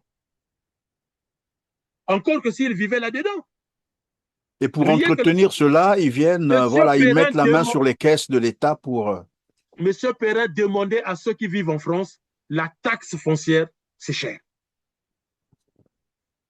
La taxe foncière, c'est cher. Il y a des gens qui ne peuvent pas... Ça me rappelle un peu Bruno Richard Itois qui, à un moment donné, son véhicule était tombé en panne. Il fallait, voilà, transporter son véhicule dans un avion pour aller le faire réparer en France. Vous Alors imaginez qu'on peut ça, former, Ben W. le lycée technique peut former des mécaniciens. Le Mais lycée pourtant, technique, on peut mettre un cycle. Ça va créer de l'emploi, ça va créer des auto-entrepreneurs.